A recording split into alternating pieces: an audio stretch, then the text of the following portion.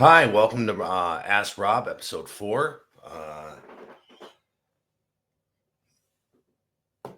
Trying to bang out a bunch of these Ask Rob. I've had a lot of questions submitted, so that's great. Got a lot of pushback here a little bit on I haven't been doing enough of them, so I'm trying to rip out a couple of them today.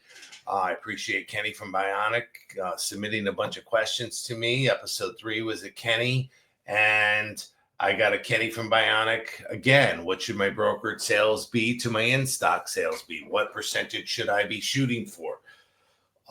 Again, as always, right, there's not a canned answer here, but when I look at in-stock to brokered sales, of course, I'm going to measure that by end user sales only, Kenny, right? I'm not comparing that. I'm not taking my whole yard to yard sales. I should be separating my yard to yard sales should be there. And what I should be doing is basing this percentage on my in-stock or my end user sales. The number that I like is somewhere between 70 to 30, 70% in stock, 30% brokered, anywhere to 60-40, depending on the yard, depending on the population, geographically where I am, but somewhere between 60 and 70% of in-stock sales, 30 to 40% brokered sales. Why do I say that? Well, right, if you have a 50% in-stock ratio, right, that's a great number. Most yards are somewhere between 30 to 40%. Now, unfortunately, and I say this with the utmost respect, the yard management systems that we use in this industry today were not built for the way this industry is today, right? When Pinnacle and Hollander and Checkmate were developed, we were not a brokering industry. We did not have truck lines. We did not have PRP. We did not have RCD, RTN, any of the networks that may be in North America and Canada that they use for trailering systems. We didn't have that before. So the PO systems and the way we handle brokered parts was not meant to be at the volume that it is in today's recycling world.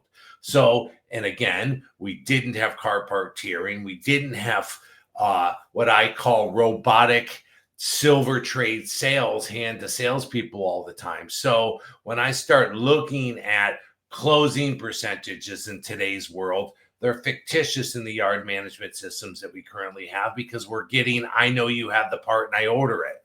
Right. So that doesn't work as much. We have all these forced yard to yard sales. So if you're going to measure this percentage, you need to be brokering end user or figuring end user sales out and then basing your brokered percentages to end user, your warranties sold to end user, and your warranties sold by major mechanical or body or built-in or fluff type warranties. But 60 to 70%, 30 to 40% brokered are great numbers because what I'm trying to do is establish a culture at my facility of, right, we say yes, we have the ability to get you everything that you need, right? And I'm going to be able to say yes to you more. That's the whole reason for brokered parts. We can get into on another call. If someone wants to submit the question on what should the markups be? Should it be percentage? Should it be dollars? We can get in all that. But Kenny, that is a great question. 60 to 70% of your in-stock sales to end users, 30 to 40% brokered, I think are ideal numbers.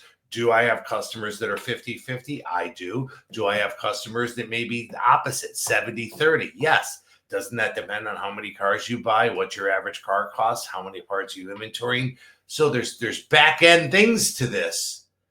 But in the generic picture, this is what I'd be shooting for. So please remember, subscribe to the channel, put your comments below. Happy to answer any question if it's not too personal or political, right? Submit your questions to me. Again, Rob Rainwater, Profit Team Consulting. I appreciate everybody's time. Subscribe and see you soon.